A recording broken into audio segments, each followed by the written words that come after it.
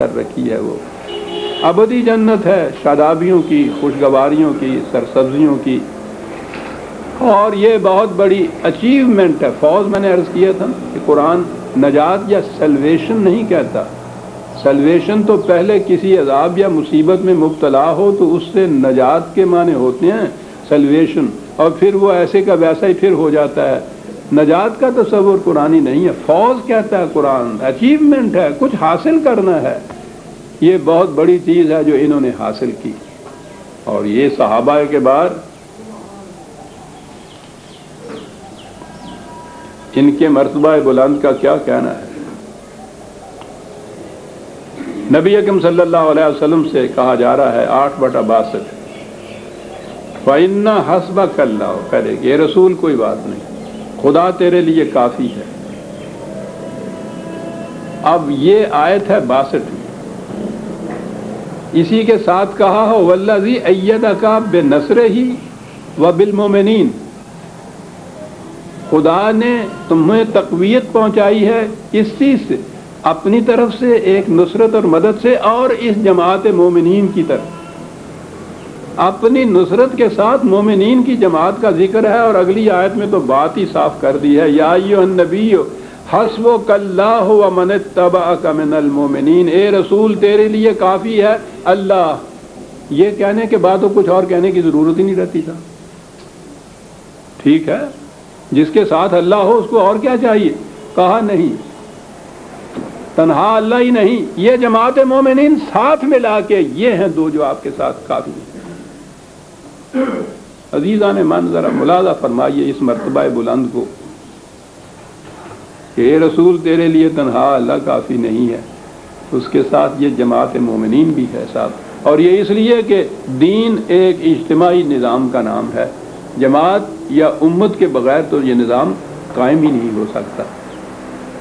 یہ تھے وہ صحابہ جن کے متعلق کہا کہ لقد رضی اللہ عن المؤمنین اذ یبایعونک تحت الشجرۃ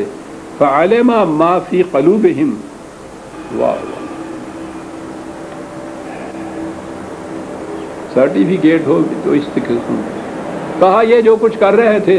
یہ نہیں کہ مکانکی طور پر بہرحال کچھ کرنا پڑ رہا تھا، آ رہے تھے ہاتھ پہ ہاتھ رکھ رہے تھے چلے جا رہے تھے، کہا نہیں، یہ اپنے دل کی گہرائیوں سے یہ اس کی ایثار اور قربانی کے لیے وعدہ کر رہے تھے، اور خدا جانتا تھا ان کے دل میں کیا ہے۔ یعنی خدا نے بھی جو یہ کہا ہے کہ لقد رضی اللہ عن المؤمنین، تو یہ نہیں کہ ان کے جو ظاہرہ اعمال و حرکات و سکنات تھے صرف ان کی بنا پہ کہہ دیا۔ دنیا میں تو یہی ہوتا ہے نا کہ جو بھی جا کے اس طرح سے سلیوٹ مار دیتا ہے اس کے متعلق سرٹیفکیٹ دے دیا جاتا ہے کہ یہ لائل ہے، وہ کہتا ہے یہ بات نہیں، ہم جانتے تھے کہ ان کے دلوں میں یہ بات ہے کہ ہم نے اپنی جان و مال دے نہیں ہے اس مقصد کے لیے۔ فعلم ما فی قلوبہم فانزل السکینۃ علیہم، کہا مار کا بڑا خطرناک تھا، مکے کی قرب میں بیٹھے ہوئے نہتے، نہ جائے ماندن نہ پائے رفتن،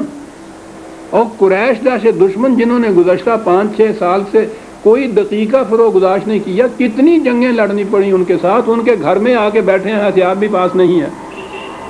اور ان کی نیت بد نظر آ رہی ہے۔ بڑی چیز کیا بات تھی کہ جس سے اللہ تعالیٰ خود یہ کہہ رہا ہے کہ پھر یہ تھے مومن کہ جب انہوں نے تجدید بیعت کی کر لی اور رسول نے کہہ دیا کہ خدا تمہارے ساتھ یہ راضی ہوا ہے، جو الفاظ ہیں کہا، اس سے ان کے قلوب میں ایک سکون پیدا ہو گیا، کوئی اضطراب باقی نہیں رہا، کسی قسم کا خطرے کا احساس نہیں رہا، نظر آ رہی ہے موت سامنے، کہاں بیٹھے ہیں، لیکن اتنی چیز سے کہ ہم نے تجدید کر دی ہے اپنی بیعت، اپنے عہد کی، یہ تو امانت تھی خدا کی ہمارے پاس، جو ہمارا یہ سر ہے، ہماری جان ہے، اس نے مانگ لی ہے، ہم نے پیش کر دی۔ کہا کہ اس تجدید بیعت سے ان کے دلوں میں سکون پیدا ہو گیا۔ یہ ہے مقام مومن عزیزان من، جان دے رہے ہیں اور دل کے پورے سکون کے ساتھ جان دے رہے ہیں۔ ایسا کہا انہوں نے یہ کیا اور ہم نے یہی نہیں کہ یہیں ان کے دلوں میں سکون پیدا ہو گیا، وَأَصَابَهُمْ فَتْحًا قَرِيبًا، اس کیفیت نے ان کے لیے قریبی زمانے میں ہی اور فتح کے دروازے کھول دیے تھے۔ یعنی جنگ نہیں یہاں ہوئی تھی، لیکن یہ جو انداز تھا ان کا کہ اتنے مہیب خطرے کے زمانے میں اپنی جانوں کو لے کے یہ حاضر ہو گئے، واقعی اس سے قریش کے دل پر بھی جو اثر ہوا تھا وہ اگلے ہی سال جب آئے ہیں فتح مکہ کے لیے، وہی قریش جنہوں نے 7 سال تک 300 میل کے فاصلے پہ جا کے، میں عزیزان من کبھی پھر عرض کروں گا کیا کچھ دیکھ کے آیا ہوں میں وہاں جا کے یہ عظمت جو ہے اس انقلاب کی جو حضور اور حضور کے ساتھیوں کے ہاتھوں برپا ہوا تھا، بے نقاب ہو کے مشہود طور پر سامنے آ جاتی ہے۔ 40 سال تک میں لکھتا رہا ان مقامات اور ان انقلابات کے متعلق، وہ سارا کچھ میں نے دیکھا اب کہ وہ محض اپنے تصور کی، خیالات کی یا مطالعاتی معلومات کی بات تھی۔ آنکھوں سے دیکھنے کے بعد جو کیفیت ہوتی ہے وہ ویسے نہیں حاصل ہوتی۔ وہاں اس انقلاب عظیم کی حقیقت جو تھی وہ مشہود ہو کے سامنے آ جاتی ہے۔ اللہ اکبر۔ تو یہ جو چیز تھی ان کا کہا، یہ ان کا یہ ایکشن، انہوں نے دیکھا کہ اس قدر مہیب خطرے کے عالم میں جس جماعت کی یہ کیفیت ہے کہ وہ بڑھ چڑھ کر اپنی جانیں پیش کر رہے ہیں اور نہایت پرسکون ہے، کوئی اضطراب نہیں، کوئی پریشانی نہیں، کوئی انتشار نہیں، کوئی قلب میں خوف کا کسی قسم کا اثر تک نہیں ہے، انہوں نے کہا کہ اس جماعت سے کون ہے دنیا کے اندر جو اس جماعت کے اوپر غالب آ سکتا ہے۔ یہ تھی جس نے یہ بظاہر صلح حدیبیہ، قرآن کریم میں الفتح اس کا نام ہی اس صورت کا اس لیے رکھا ہے۔ فتح کے معنی وکٹری نہیں ہوتی، بلکہ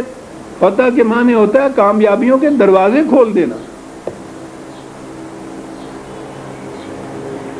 ان کے اس کردار کے مظاہرے نے کامیابیوں کے دروازے کھول دیے صاحب ان کے اوپر۔ بلا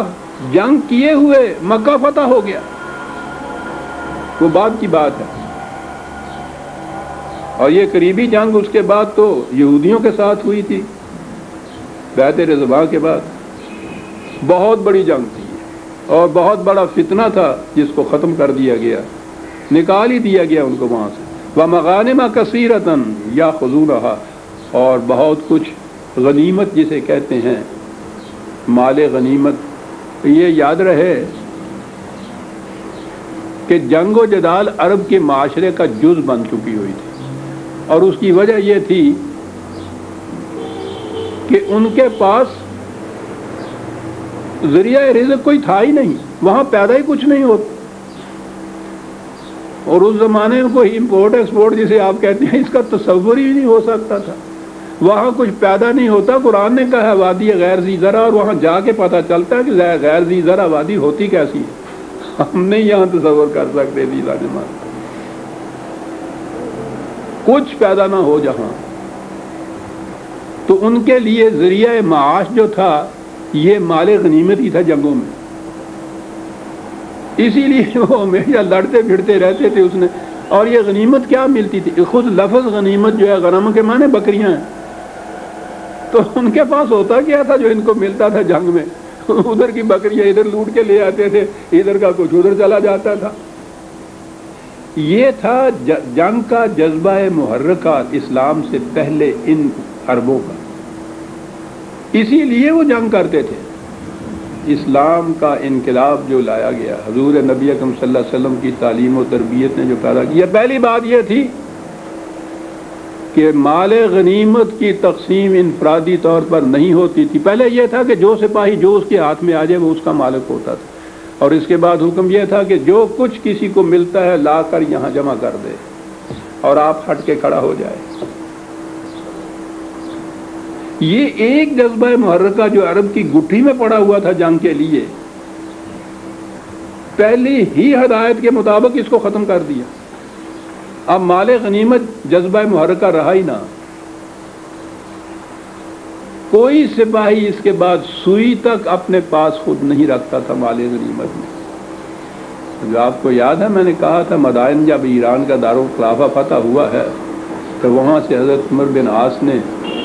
وہ کچھ فتوحات ملی تھی وہاں سے، مال غنیمت اگر آپ اسے کہیں، ایران کی ہزارہ سال کی تہذیب و تمدن کے خزانے